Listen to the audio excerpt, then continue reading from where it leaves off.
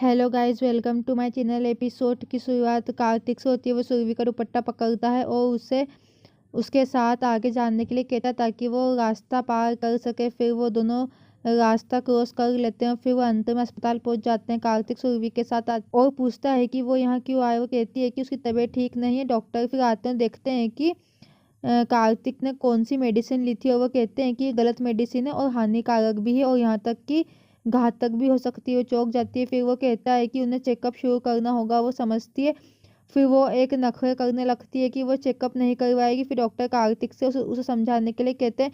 वो उनकी बात मानता है, लेकिन फिर सुरभि डरने का नाटक करती है। वो पूछती है कि क्या उसका पहले कोई चेकअप हुआ है और या तो वो पहले एक चेकअप करवा के बता दे। तभी वो फिर मान लेता है और फिर उनकी करना चालू करता है। फिर डॉक्टर इलेक्ट्रोड को ठीक करते हैं। वो फिर प्रभु को धन्यवाद करती है और उनसे उनकी सहायता करने के लिए विनती करती है। वो कहते हैं कि उन्हें कई और टेस्ट भी करने होंगे और इसके लिए उन्हें शांत होने की ज़रूरत है। वो उसे कुछ दवाई देते हैं।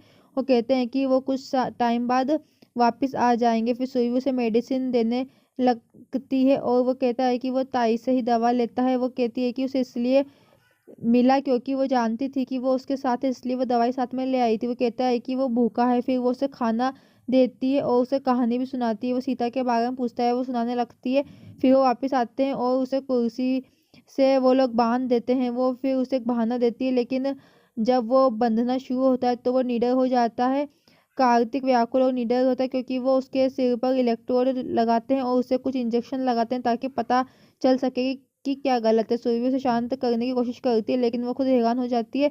वो उसे एक शांति देने वाला इंजेक्शन देते हैं और वो बहुत संघर्ष के बाद बेहोश हो जाता है। इसे देखने में असमर्थ वो बाहर निकल जाती है। भगवान की मूर्ति के सामने प्रार्थना करती है। वो कहती है कि वो जानती है कि इसके बाद वो उससे नफरत करेगा, लेकिन यही सिर्फ उसके पास एक तरीका था। सुरभि कार्तिक को फिर बेड पर लेटा हुआ देखती है और जब वो सो रहा होता है तो उससे माफ़ी मांगती है, ये कहते हुए कि वो जानती है कि वो गलत कर रही है, लेकिन उसके पास कोई और दूसरा ऑप्शन नहीं था, भले ही उससे उसके लिए उसकी नफरत का सामना करना पड़े। फिर वो जागना शुरू करता है। जब डॉक्टर आते हैं, कहते हैं कि उसने टेस्ट किए हैं और अब रिजल्ट भी आ जाएगा। वो उसे उसकी उचित देखभाल करना और उसके लिए निर्धारित दवा जारी रखने के लिए कहते हैं। कार्तिक सुरभि को कोसते हुए उठता है, जबकि वो दोनों टेंशन में रहते हैं। सुरभि को देखकर परेशान हो जाता है और उसे रोकना बहुत मुश्किल होता है, जबकि वो उस पर आरोप लगाना जारी रखता है। वो किसी तरह भागता है, जबकि सुरभि उसके पीछे दौड़ती है। वो उसे समझाने की कोशिश करती है, लेकिन वो उसे दूर धकेलता है और आगे बढ़ता है। फिर सामने आने वाली वैन को देखकर सुरभि घबरा जाती है और चकित हो जाती है। वो आखिरी मिनट में कार्तिक की जान बचाने के लिए दौड़ती है और उसे धक्का देती है और दोनों फिर बच जाते हैं। सुरभि कार्तिक को शांत करने की कोशिश करती है, जबकि वो ड्रामा करता है सबके सामने कि वो सुरभि को नहीं जानता और उसने उसे चोट पहुंचाने की कोशिश की और वो डर गया। वो लोगों को उनकी फिर वैवाहिक स्थिति और कार्तिक की स्थिति के बारे में बताती है और फिर उसका भ्रम दूर करने के लिए उसने इनकार किया कि वो उसकी पत्नी है।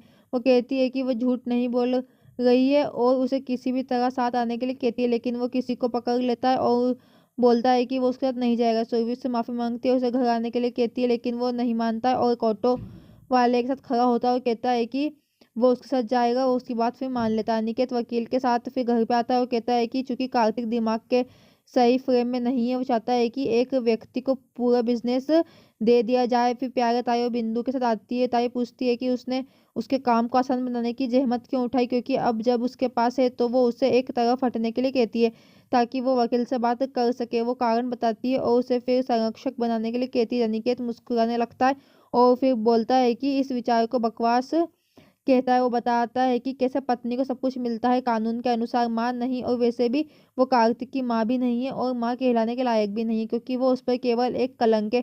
वो चिल्लाती है और पलके झपकाती है। किशोर से शांत होने के लिए कहता है क्योंकि अनिकेत कानून के अनुसार सही है। ताई कहती है कि कानून सुरभि का वो सब कुछ समर्थन कर सकता है जो वो चाहता है, लेकिन कार्तिक उसके साथ है और प्यारे को जानना है। उसे बाहर से लाने के लिए कहती है। प्यारे चाहता है वापस आता है, फिर बोलता है कि वो भाग नहीं है। ताई उलझी हुई रहती। किशोर फिर गुफ्तगू करता है, कहता है कि कार्तिक डॉक्टर के क्लिनिक में सुरभि के साथ गया है। ताई हैरान होती है सही इलाज के बारे में सुनकर। फिर ताई हंगामा करने लगती है। किशोर कहता है कि उसे सिर्फ जैसे के लिए तैसा मिला है और वो जानते हैं कि वो उसके साथ गलत कर रही है। वो कहता है कि वो बच्चे हुए को अभिरक्षक बनाकर निकाल देंगे। ताई पूछती है कि फिर उसे कौन कंट्रोल करेगा। लता उसे परेशान न करने के लिए कहती क्योंकि उसकी माँ अभी जिंदा है और वो उसकी देखभाल करेगी।